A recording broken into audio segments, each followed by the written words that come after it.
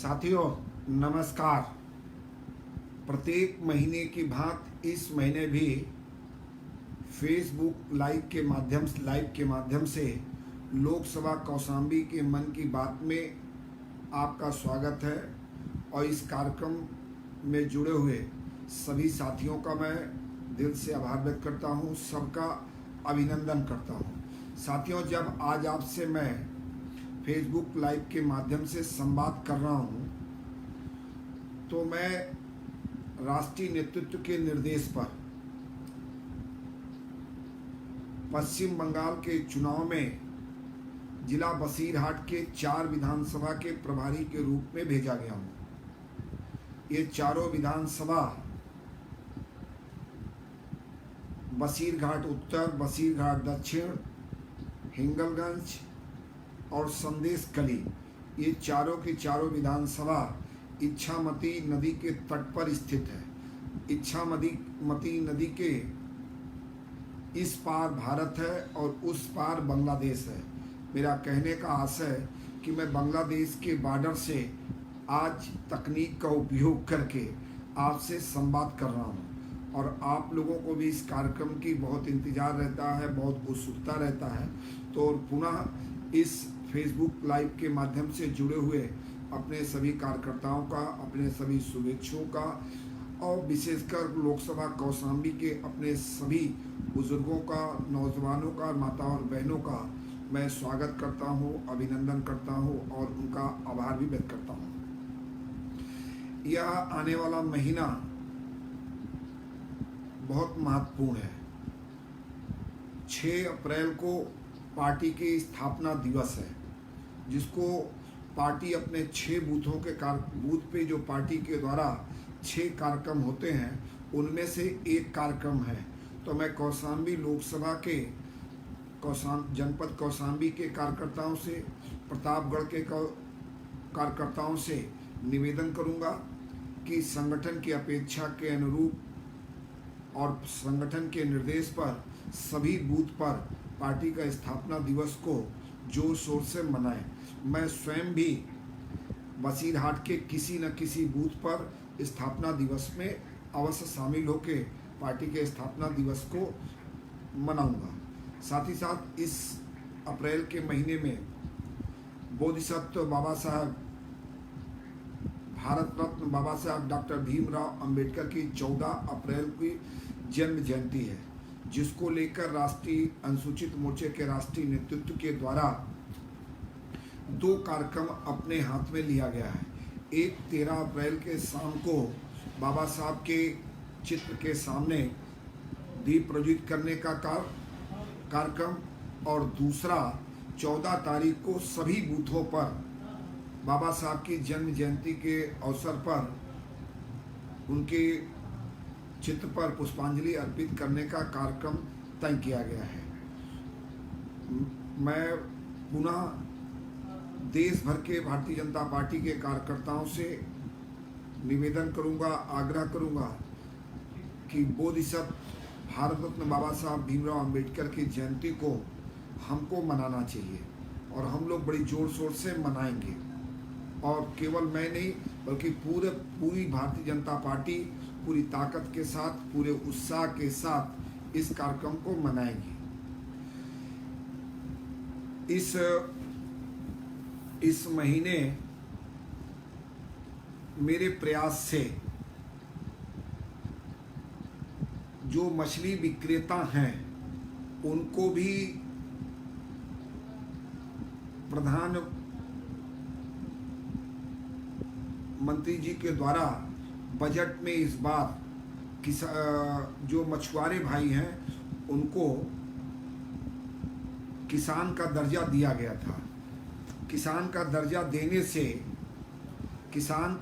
देने से किसानों की तरह जो हमारे मछुआरे भाई हैं उनको किसान क्रेडिट कार्ड बनना आसान होगा और किसान क्रेडिट कार्ड के माध्यम से उनको आसान किस्तों पर ऋण मिल पाएगा। इस ऋण का उपयोग वो अपने नौका बनाने में, अपना अन्य साजो सामान खरीदने में उनको सहूलियत होगी, जिसके कारण उस साहूकार से मुक्त होंगे। लेकिन एक वर्ग मछुआरों में ऐसा भी था जो मछली पकड़ने का काम तो नहीं करता, लेकिन मछली बेचने का काम करता है। उनको भी उनकी मछली ना खराब हो, उनको डीप फ्रीज़र की ज़रूरत है, उनको ट्राईसाइकिल पे डीप फ्रीज़र की ज़रूरत है जिससे उनका मछली खराब ना हो।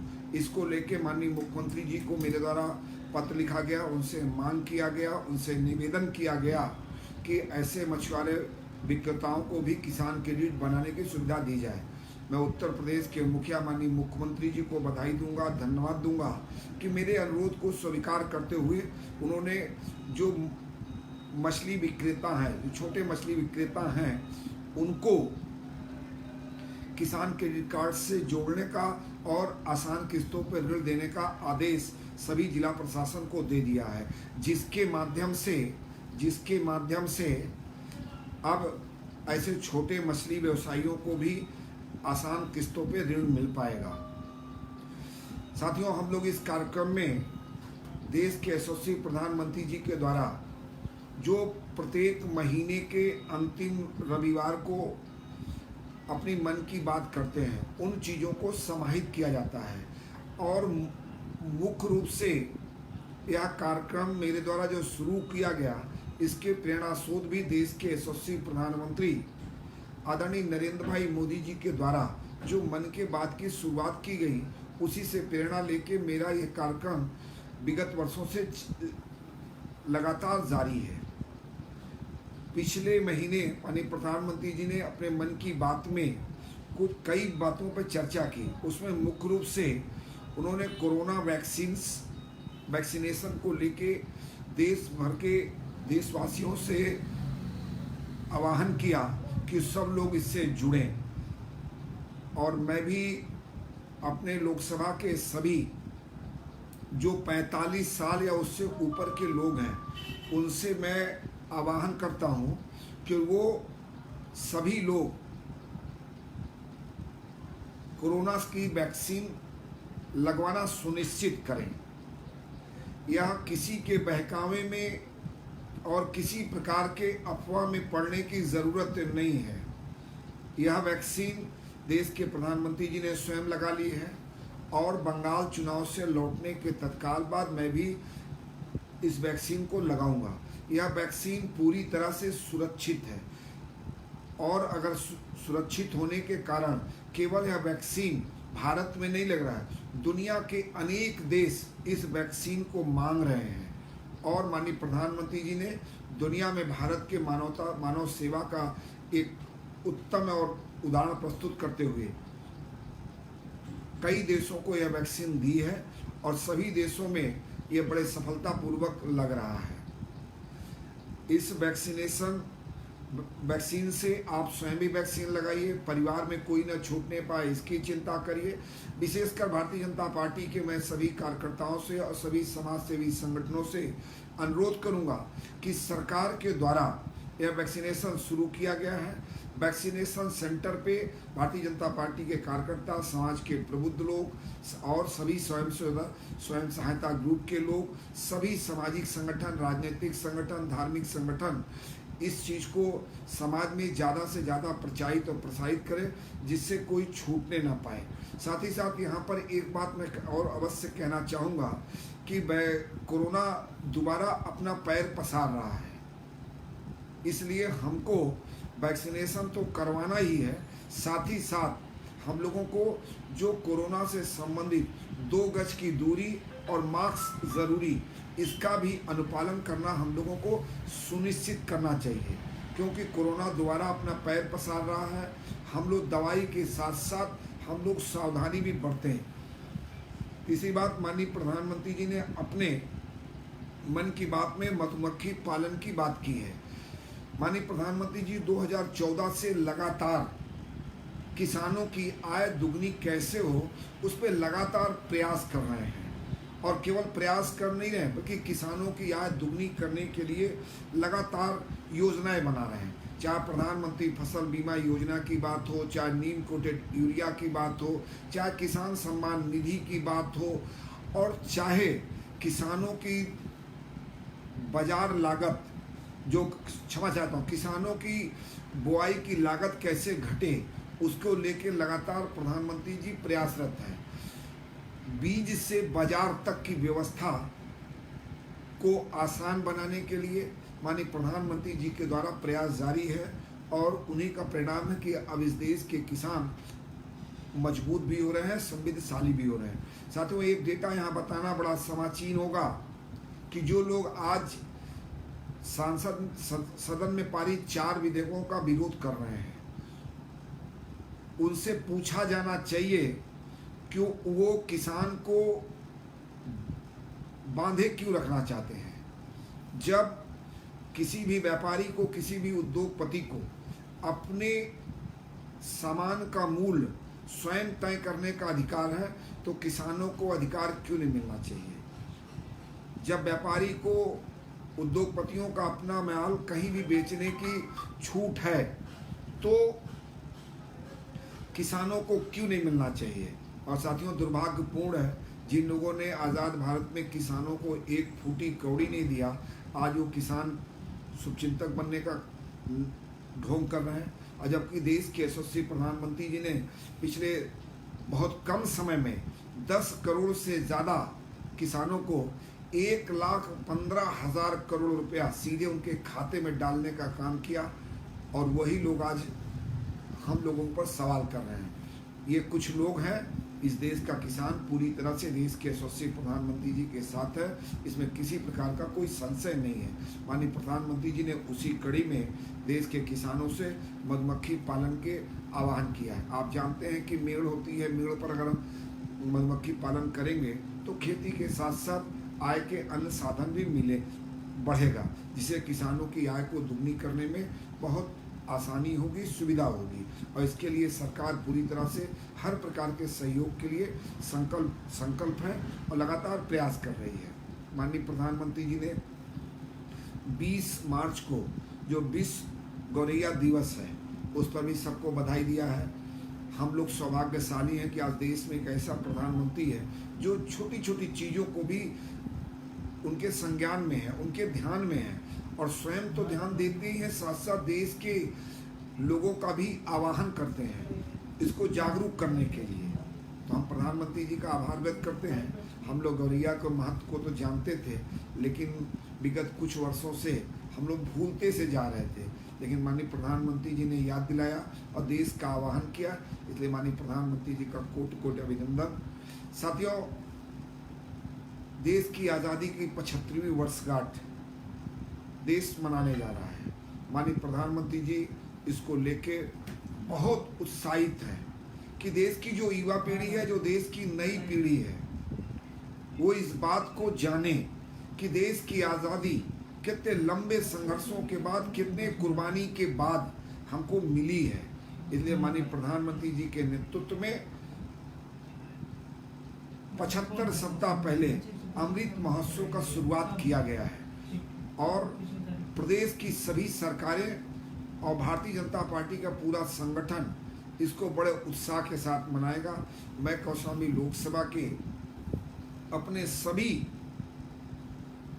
कार्यकर्ताओं से, मतदाताओं से, बुजुर्गों से, नौजवानों से अपील करता हूँ, यह एक ऐसा अवसर है कि देश की वर्तमान पीढ़ी को देश की आज़ादी के संदर्भ में ध्यान दिलाने का और अपने महापुरुषों ने जिन्होंने कुर्बानी दी है उनके संघर्षों को याद करने का, उनके संघर्षों को नमन करने का।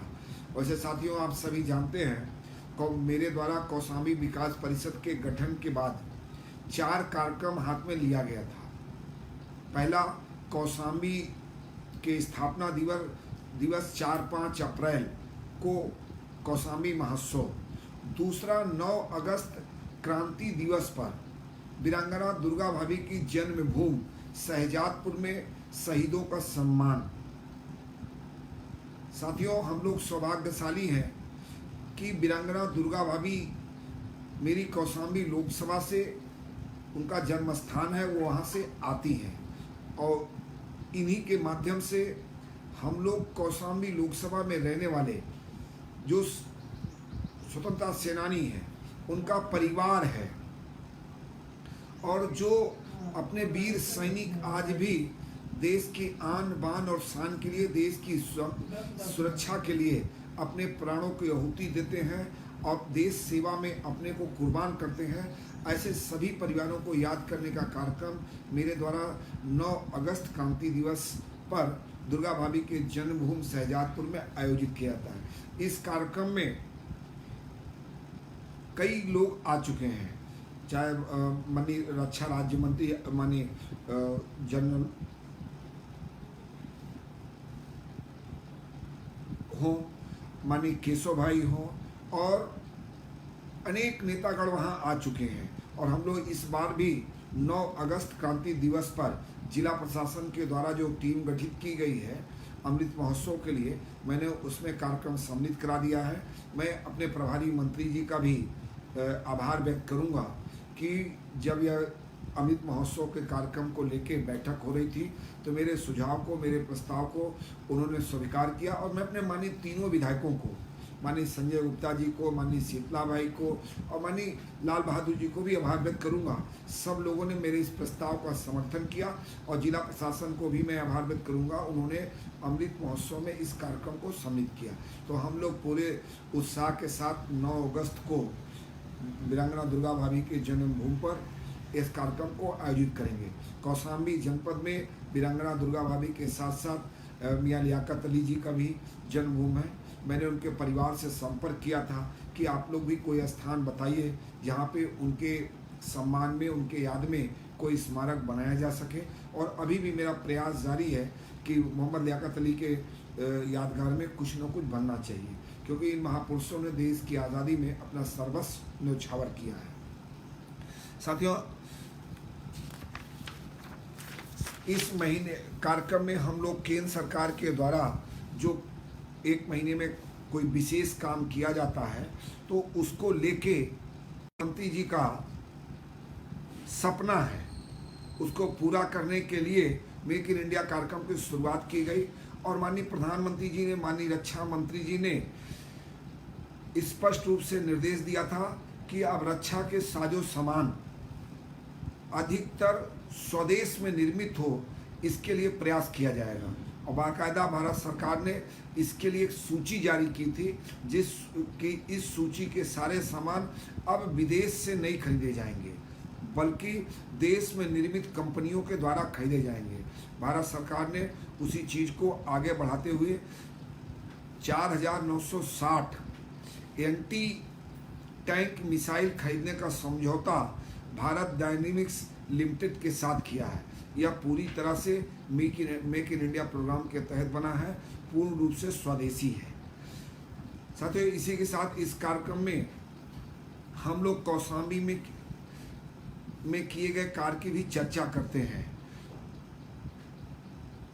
कौशाम्बी में मेरा लगातार प्रयास जारी है कि देश के यशस्वी प्रधानमंत्री जी ने जो सपना देखा है कि 2024 तक कोई घर ऐसा ना हो जिसको नल से जल ना मिले, तो मैं बंगाल में चुनाव में आने से पहले मैं इसकी बैठक करके आया हूँ और सभी गांव में सर्वे का काम शुरू हो गया है। मैंने पहले भी कहा था 2014 में आपने आशीर्वाद दिया तो मैंने कौशाम्बी लोकसभा का पूर्ण विद्युतीकरण कराने का काम किया। अब 2019 में कौशाम्बी लोकसभा के लोगों ने मुझको आशीर्वाद दिया है। मैं सभी का तो नमन करते ही हूँ और उनको भरोसा दिलाता हूँ कि 2024 से पहले कोई घर ऐसा नहीं बचेगा जो नल के जल से न जुड़ पाए। उस कार्यक्रम की समीक्षा मैं करके आया हूँ और लगातार मैं उस पर दृष्टि अपनी रखा हूँ। अगर इससे संबंधित कोई शिकवा हो, कोई शिकायत हो, कोई सुझाव हो तो निश्चित रूप से आप मुझसे संपर्क भी कर सकते हैं, मुझको बता भी सकते हैं। साथियों, एक बात मैं यहाँ बताना भूल गया था, हम केवल दुर्गा भाभी के जन्मभूमि पर उनकी जन्म जयंती ही नहीं मनाते बल्कि ऐसे शहीद परिवारों को सम्मानित करने का भी काम करते हैं। और साथ ही साथ उत्तर प्रदेश के उप मुख्यमंत्री आदरणीय केशव भाई मेरे अनुरोध पर और कौशाम्बी महोत्सव में माननीय मुख्यमंत्री से जो मैंने मांगा था गंगा पे एक पुल, वो पुल भी लगातार निर्मित 262 करोड़ के लागत से एक पुल निर्मित है।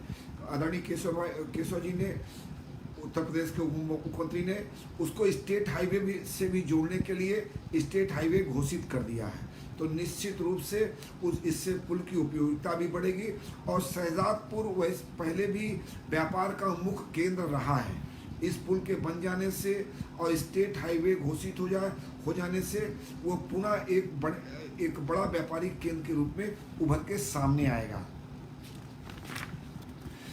मुख्य रूप से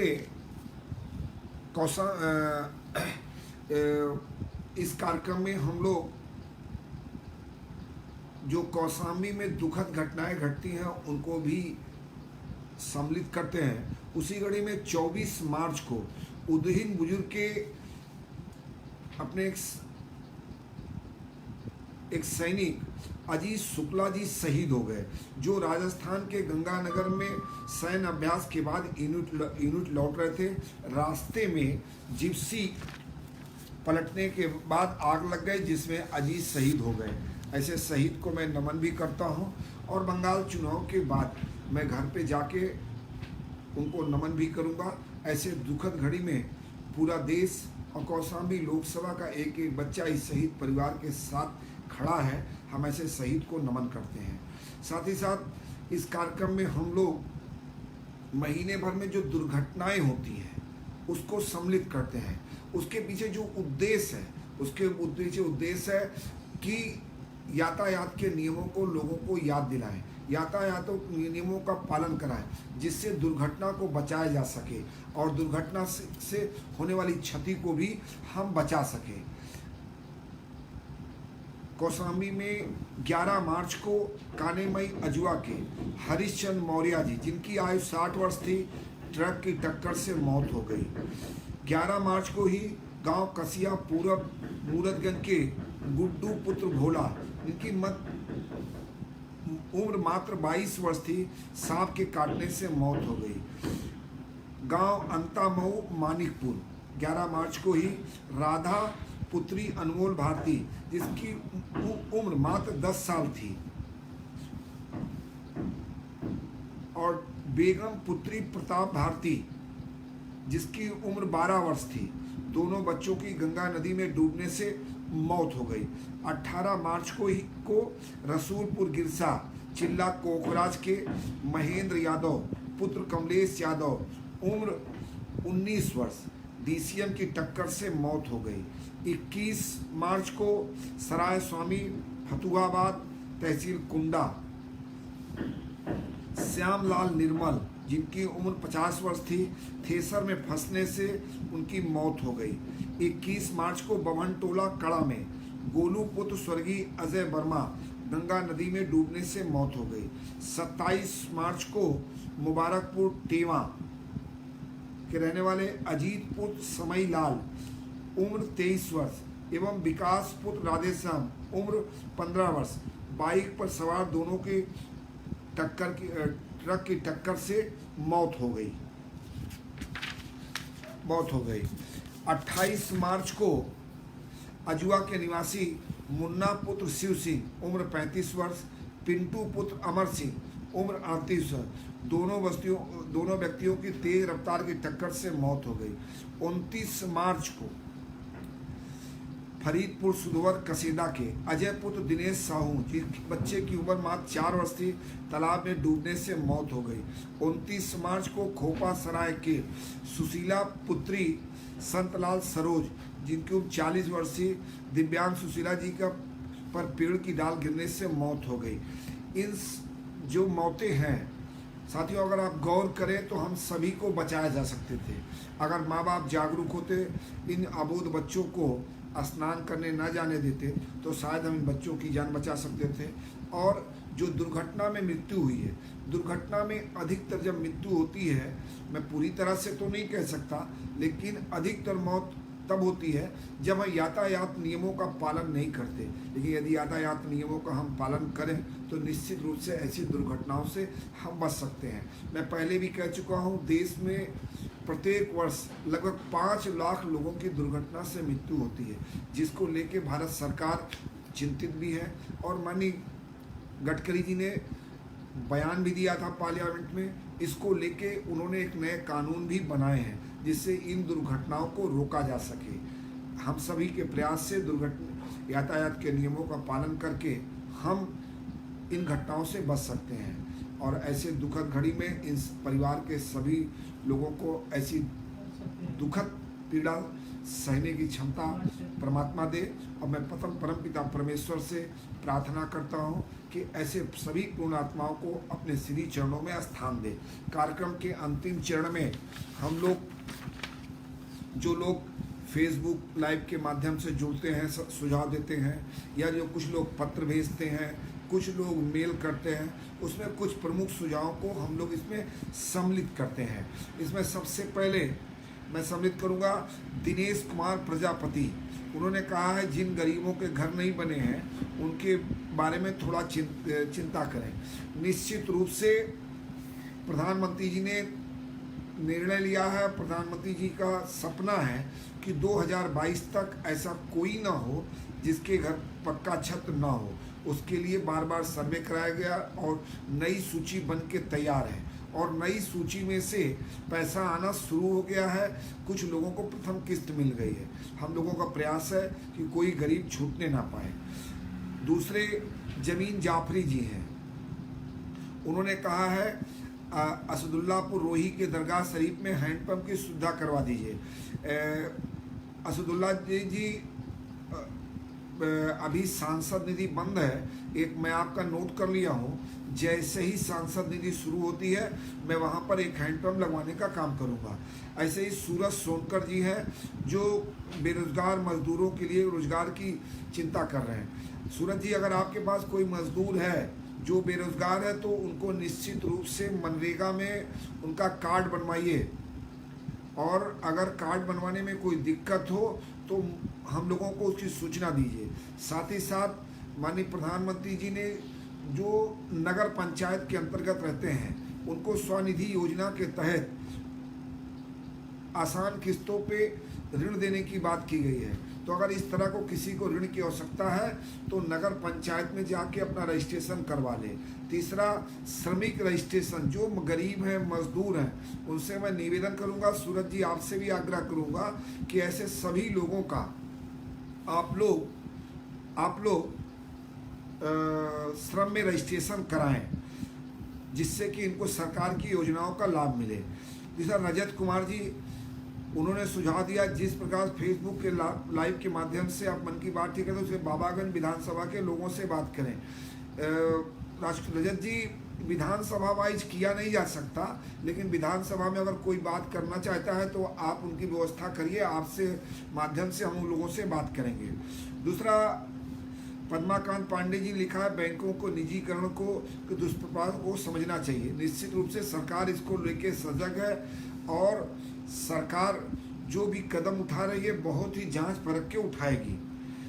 तीसरा, धीरज मिश्रा जी ने एक सुझाव दिया औद्योगिक विकास की ओर अग्रसर करने की बात। निश्चित रूप से कौशाम्बी लोकसभा एक उद्योग विहीन जिला है, उसको लेकर लगातार मेरे द्वारा पार्लियामेंट में सवाल भी किया जा रहा है।